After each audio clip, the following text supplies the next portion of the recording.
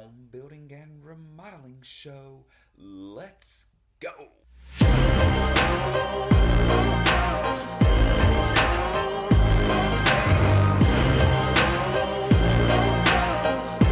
Welcome everybody to the home building and remodeling show. My name is Chris Kirby and I'll be your host. I am the owner of 3 construction companies on the Alabama Gulf Coast. The show is about residential construction. We're going to cover topics of home building and remodeling. Are you thinking of doing a remodel or building a home? Are you a contractor looking to improve your knowledge base or grow your business? Have you ever done a remodel project or built a home? There were so many things you wish you knew or that you could have done differently during the process. Then this show is for you. We break down the process of building and remodeling and how to have the best results during your project. Whether you're a DIYer looking for tips, someone looking to hire a contractor to do a project, or a contractor looking to expand your knowledge base or your business. Welcome aboard. Glad to have you. Stay tuned. We kick off the show with my thoughts on home building and remodeling. I'll share best practices and talk about some of our experiences in business and out in the field. These shared thoughts and lessons learned are meant to help you on your very own journey. Let's go. We're going to talk about the 10 costs associated with pre-construction when purchasing a home. The reason that I wanted to talk about this is because a lot of people don't know about the hidden cost of building a custom home. And so here we're going to talk about that. So you know what it takes, the full package to build your home, not just the loan and not just how much the home builder is going to charge you, but all of the associated costs in pre-construction to build that house. So number one is purchasing the land. So you have to have money for the land, pay for the lot, whether it's in subdivision or rural. Money for the land. Number 2 is the architect. So you're either going to have a draftsman or an architectural firm draw house plans. From there, it goes to an engineer. But the architect or the draftsman will actually draw the images, show you the elevation, which means how the house is going to look. They're going to design it for you. They're going to lay out the house, and they're going to give you the architectural details such as the type of siding, the type of roof. They're going to rearrange the rooms to your liking. They're going to give you the cabinet layout. They're going to give you the door layout. They're going to give you all of that information. And then once the architect is done, then the plans will go to the engineer, which is number 3 on the list. Once you're done with getting the architect to draw your plans, you need an engineer to stamp the plans. So they're going to do a structural review and then they're going to stamp the plans. You'll have to pay for that. So 1 through 3, land cost. 2, architect or draftsman plan cost. 3, engineering cost for the plans. And then we move into number 4, which is obtaining the necessary approvals via planning and zoning. So there's a small fee. I know locally it's $25. It can go up to $100, but you have to pay planning and zoning to review the plans and do a site plan review for you to make sure that what you're building is correct. So number 4 is planning and zoning, and planning and zoning just reviews to make sure that you are building. So if you're in a subdivision, the HOA is going to have to take a look and make sure that it's architecturally matches the rest of the subdivision. But the county or city, the municipality has a planning and zoning department. And what they're going to make sure is that you're building within the parameters of your lot or your land. So there are certain setbacks, there are certain rules. Are you building close to the water? Elevation requirements, all those types of things planning and zoning is going to review and take a look at. From planning and zoning, they're going to kick it over to the building department. So once they've approved it, they'll kick it over to the building department, and the building department will take a look. They will review the plans, review the notes from planning and zoning, and make sure that it's engineered correctly. And they're going to call out anything that they see that could be an issue. And if there are no issues, then the building department will issue the permit. Well, you have to pay planning and zoning, and you have to pay the building department for the permit. From there, we move to number 5, Now, this is the site preparation. So you're going to have somebody come in, and if you're buying a nice level lot in a subdivision, there's less site work. They may just have to scrape topsoil and prepare the lot. If you buy a piece of property that's more rural or has trees, so there's a lot of different factors that go into the site prep. Is your lot level? Is it on a hill? What is it going to take to actually get the site prepared? Removing of trees, removing of roots, grinding of stumps, clearing the lot. All of those types of things matter, and that's a part of site prep. You'll have to write a check for site prep. Again, that's another associated cost in pre-construction. That's number 5, site prep. Number 6 is your utility connections. As the homeowner, you're going to have to pay for water, and you're going to have to pay for sewer. And then you're going to have to pay the electrical company to come in and establish an electrical connection. Put in a power box at the road or on the lot somewhere. You're going to have to pay for that service. So that's another out-of-pocket expense during pre-construction. From number 6, you move to number 7, which is optional, but highly recommended, and that's soil testing. And that's where you will get a company to come out, and they will actually bore and take samples of the soil to let you know what type of ground that you're building on. And the reason that that's important is for settling factors, and it's definitely important to get a soil sample to know what type of soil, how is it compact, does it need to be compacted even more, different things like that. So getting a soil sample is important. That's number 7. That one is optional, but it definitely is something that you should do. I recommend that you do it. And so number 7 again is on the homeowner. They have to pay that. That is an out-of-pocket expense. Then we move to number 8, which is surveying. So it's important to, after you buy a piece of property, to get a survey done.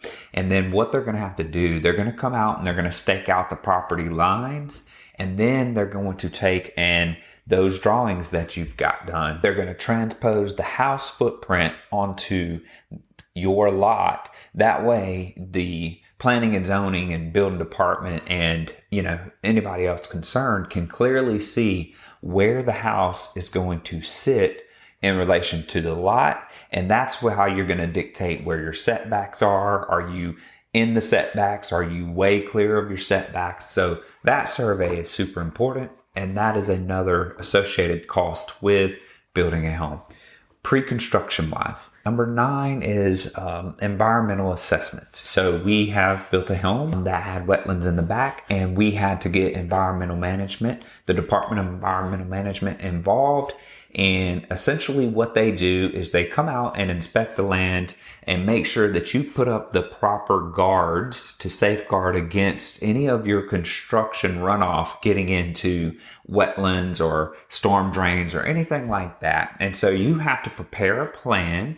Here it's called a BMP, and that's best management practices. And those go to the state. They review it and make sure that you're not going to cause any environmental hazard when you're building this home. And so from there, they will come out. So if it rains a certain amount while you're in construction, they will actually come out and inspect the property to make sure everything still looks good and is okay. And this will happen the entire duration of the build until you get the runoff managed, which means you've put down the landscaping and there is no more red dirt or anything construction wise that could get in the way. Number 10 is the actual insurance. So insurance would be builder's risk insurance. Builder's risk insurance is where you are insuring the construction, the process of construction. So here on the Gulf Coast, we have storms. So if it's, let's say, summer season or hurricane season, and you're in the middle of building your home, and then a hurricane comes through and damages this or knocks the entire thing down, that builder's risk insurance makes sure that the builder who has been paid up to the point of wherever they were in the build, that and then the hurricane came and knocked it down, This just reimburses you so you can get back to that point. And that's what the builder's risk policy is for, is to ensure that if anything happens during the build, that you have insurance against it and that you can build that back to where it needs to be. Finally, some cities charge an impact fee. Around here, a couple of the municipalities charge a 1% impact fee. Not everybody does, but most cities, I believe, and most town cities, municipalities are starting to charge an impact fee. And what that is they are now charging for the fire department, the utility department. They're assessing a fee because when you move into a town or a city, you're tying into all of those services. And so as the population grows, the amount of people it takes to run those services increases. So that impact fee ensures that you putting a new home within that population base is being served properly. So essentially you're paying upfront for back-end services, the fire department, the utility department, and those things. So that's usually what an impact fee is for. And those around here locally, they're 1%. So 1% of the contract. So say for instance, you have a $500,000 build, $500,000 build, that 1% would be $5,000. And that is a pre-construction fee that the homeowner is responsible for. So I know we said we were gonna talk about the 10 pre-construction fees, but it actually came out to 11 when you had the impact fee. And sometimes a homeowner doesn't realize how much it actually costs aside from the construction loan to build a home. So we wanted to give you an idea of all of the pre-construction steps and costs associated with those that the homeowner typically will pay out of pocket before even breaking ground on their house. So thanks, and we'll see you next time. And now we move into Shop Talk. It's the portion of the show where I bring in a co-host and we cover trending topics in home building and remodeling. Hope you enjoy. Let's go. You know, what has kept you in this, though? We've talked about it. You got a passion for it, but you've had other jobs over the 25 years. You've been with different paint companies. You've been with different employers, but you've also, you left the paint for a little bit, right? But now you're back. So what do you think's kept you in it? I'm going to say just passion. Yeah. It really... to stand back and see what I have done. I did that. You can see the result of your work, right? And also the customer. They're like, oh, wow. Yeah. This is beautiful, you know? Yeah. It looks good. Do you feel like there's a mindset out there, or do you think it's changing? Do you think the mindset's changing where it's like, look, women can do just as much as men, and, you know, don't be hesitant or don't be scared. Like if you're a young woman watching this, don't be hesitant. Don't be scared, right? Yeah. Jump in. Do you think the mindset's changing? Do you think it's more prevalent to see women out there doing what you do? I do. Yeah. When you started, 25 years ago, right? I'm not saying you're old, but 25 years ago, the face of construction might have been a little bit different. It was men. Yeah, it was men. And did you have any scenarios where, you know, it was like uncomfortable or like, you know what, there isn't a lot of women in the industry? 25 years ago is it is a lot different. We're talking 90s, you know, but it could be scary at times just to be the only female in a crew and stuff like that. And we're trying to change the mindset because, you know, my daughters are growing up and they want to be in this industry. And we've got, like I said, women in the company, but it wasn't always that way. No. And we're wanting to change the narrative on that. And by bringing people like you in on the show, you know, to me, we're on a mission to show that anybody can do it. I would rather have, and to me, it don't matter. It don't matter male, female. It doesn't matter your skin color. I would rather hire for culture and passion. You know, what makes you really good as a painter, and you can see it, is the passion that you show for your work. But it's the care and concern, right? When you see something, you'll call it out. And it doesn't matter male, female, black, white, age, none of that matters. It's just the ability to do it, the ability to see it, the passion you have for it. And hey, let's change some things. What gets you like going? Cause you're pretty like upbeat. Now, you listening to music when you're on the job site? Yeah. Like I'm singing. You're singing, listening to music. Okay. Let's talk about that a little bit. A terrible employee. Oh, really? Yeah. Didn't come to work late, wearing terrible clothes, holes all in them, hair a mess. Yeah. But was it a life change or was it a company change? Like what changed? Life. Yeah. What made you wake up and realize like, okay, first, not only am I a good painter, but second, I need to take it more serious. Like, because you just said you were doing stuff that probably, you should. You reflect now, and would you want your prior self working for you now? No. Would you have fired yourself? Fired. That is crazy. And it happens. I know me as a young teenager, I'm like, that guy and this guy, holy moly, two different people. But what was it that really made you, around what age do you think that was for you? It definitely started happening in my later 20s. Okay. But my early 30s, I for sure started getting my act together. And getting just more serious. Yeah. And was it always paint like that you gravitated back to? Did you know that you were going to be a painter and end up being a good painter? Yeah, you kind of felt it. Really? Yeah. That's where, I try to find people that are different, that are what I call separators, because some people do this because it's a job, where the people that are doing it for passion, like passion work, I'm telling you, the results are a ton different. And it really is art in a lot of forms, because our tile installers, some of the tile and some of the mosaics and the way they have to install it to make it look good, it is an art form. Sure. The way when you paint, right?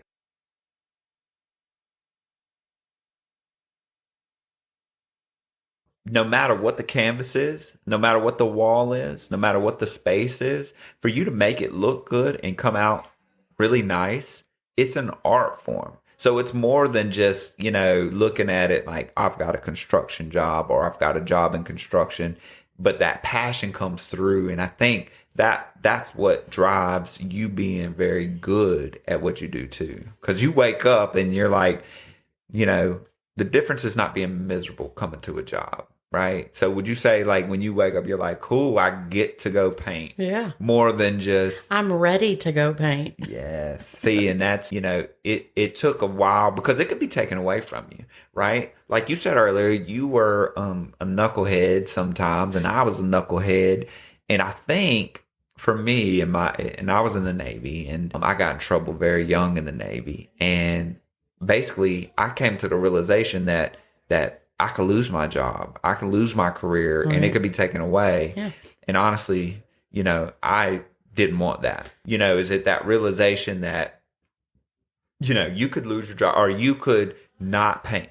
Yeah. You know what I mean? What really? Yeah, I could be doing something right. Yeah. Right. So working you got back at the Waffle House. Yeah. Yeah. And that's what you said. You had worked at the Waffle House, Sure right? did. And you came a long way, like seriously, being good, and now you are a dominant painter, right? Yeah. You own your craft, Yeah. and that's one of the coolest things I could say. It's not that you work for a construction company or you work for us, but like you own your craft. You are a master craftsman, and it took 25 years, but I would assume you've always been pretty good at painting. Yeah. And what really took you to the level you're at now? Because there's a separation in wanting to paint, wanting to be good at painting, and then the level of paint skill you have now. What's that separator? Like when does it go from just painting walls and paint and trim to like the time, the perfection, the, making sure it's 100%. Because I wanted to be better than any man painter I ever met. So it was a driver, right? And I'll be honest, I can't call one, and we know a lot of painters, but I can't call one out right now that I would say is actually better, right? So you wanted to be the best at your craft, regardless of man, woman. Like, you didn't want to just say, I'm the best female painter. Right. You want to be the best painter. I want to be. So yeah, that's a different mindset too. But what drove that though? Right? Was it because we were in a male dominated industry, or was it just that mindset of the best is the best no matter what? I want to do the best I can do. Yeah. But I haven't had many painting, I haven't worked for many people. Yeah. I work for people for long periods of time. Yes. So, well, and maybe too, there's something to be said about that, because you haven't just went from employer to employer to employer, right? You are able to find one and work with them, and the loyalty factor. But I'm assuming that you worked for them for so long because they took care of you in some way, shape, or form, and allowed you to be a good painter. Yeah. Some people are fortunate in that way. And I would say and that's where, when we were talking earlier, like having that loyalty matters, because it's not as easy to find a good place to work and be comfortable in your own skin and, have those people embrace you. But what is your favorite paint project? Favorite thing to paint? Walls, cabinets, accent walls, staining. What do you think it is? I do love cabinets. You love cabinets? Yeah. Gotcha. Now we're going to move into the portion of the show where we talk interior design. We're going to bring in an interior designer, and we're going to talk trending design and products. Hope you enjoy. Let's go. Okay, so today I've got one of our interior designers, Christy, with us, and we are going to talk about the process of interior design as it pertains to a remodel project or a new home construction project. And we're going to walk you through the process of that. To get started, usually we have somebody call the office and ask for interior design service. And sometimes they don't know what they need. And so we tell them they need to do a design consult. Right. Okay. So we set that up. Is that something that you charge for? Yes, we have an hourly rate for that service. That's obviously scheduled with the client, their convenience. Ideally, you would go out to the project site, and at that time, we can suggest immediate changes we would make, but we also have an opportunity to listen to what they're looking at doing and the big picture, what they're trying to change. And how long does that process usually take? An average an hour. We do charge hourly for that service. So, but I would definitely say, and depending on the project too, it could depend. Yeah, the scope of the project is going to determine whether or not it's going to be multiple hours. Right. But usually kitchen or bathroom or a room, consult is going to take roughly around that hour. And then so now you went out, you've looked at what they need, but you haven't necessarily won the job at that point. You just did a consultation. Right. And, and included in that consultation, you can suggest, sometimes there might be a paint color that pops up in my mind at that time while I'm looking at their space. And I may throw out a name or two if it's just something that I feel like would look good and go what they're looking for. It could also be a tile suggestion. It could be a layout to a floor plan, if that's changing. So there's a lot of different, and it could end up being a bigger project than what they even realized. Yeah. Right. And part of that is you're just gathering data. Right. You're collecting information. They usually have in mind what their, obviously the changes that they want to make. It's just trying to pull it all together and how that's going to look. They're obviously going to be working with the budget. Most of them would be. Yeah. And so it's just trying to pull together the thoughts and ideas of what they have, how that's, and trying to give them a visual of what that would look like. Yeah. And sometimes that's part of the constraint in this is they have a budget in mind, but some clients have no frame of reference on what it takes to do a project or design a project. And so you immediately almost have to have that discussion of budget, time frame, and stuff like that, right? Right. So after the consult, that's where we team up with our contractors, which is our partner company, KCR, Kirby Custom Renovations, and that's where another company I have that where I have a home builder's license, and we do primarily interior remodeling, kitchen, bath, home addition, and then Kirby Homes is where we do our new builds. But the process is a little bit different on a new construction versus just a project. Right. Okay. You have the pre-construction, and a lot of things are going to change throughout the initial appointment or meeting of that. Yeah, there's a lot more involved in a new home project than there is a remodel project. And it's good to have the interior designer involved almost from the very beginning, because one of the first steps to building a home is doing the plans. And that's where you're discussing layout, and you really do start to bleed into some of the cosmetic features of the home during that conversation. And so our architect, our draftsman, he's going to draft these plans, but he would need your input to make sure that the vision is there, correct? Yeah. So getting the interior designer involved from the very beginning is a smart move. And that's where we had a gap, and we were good at the construction side and not so good at putting the vision together for them. Right. So we've made it for a while now just off of pictures and ideas, and it was well put together, but it wasn't something that we were providing the vision on. And now we have that. And so as a designer, I need the feedback from y'all from the construction end. Right. Because the vision, you put it together. But again, when we consult, when our estimator, Casey, goes out, he may tell you, well, we can't do that. Right. The plumbing can't move. The electrical can't be there. Right. The wall can't be blown out to open it up. Right. Something like that, right?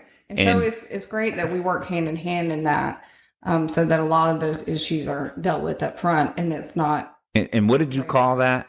That's a design challenge. Designer challenge. Yes, so we've kind of talked about this before, and one of the things she brought up was just having those design challenges where you set the vision and then you bring in the contractor and something happens. But then we also talked about during construction, there's design challenges as well. Yeah. And we'll get into that, but we'll get back to the process. So you've done the consultation and you've sent Casey out there. Now the estimator is going to come up with the price to do the construction work. Okay. He talks to the homeowner. He talks about details specific to the construction side. And then he's going to come back and kind of put together a budget, send that to the homeowner. And then once that's done, the homeowner at that point has all the information they need from both of our companies, really, to determine budget and all of that stuff. That's correct. Okay. And then that's where you can really come up with how much that budget is too. Not just the construction, but you're helping with input on selections and allowances. So we're starting to put together the entire picture at this point. And so we have packages that are available, or services that you have room options.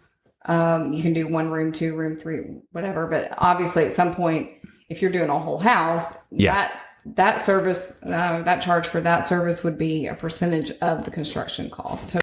Thanks for joining us today. As always, we are grateful for our listeners and your continued support. Please subscribe to our YouTube channel. Follow us on social media via Facebook, Instagram, and TikTok.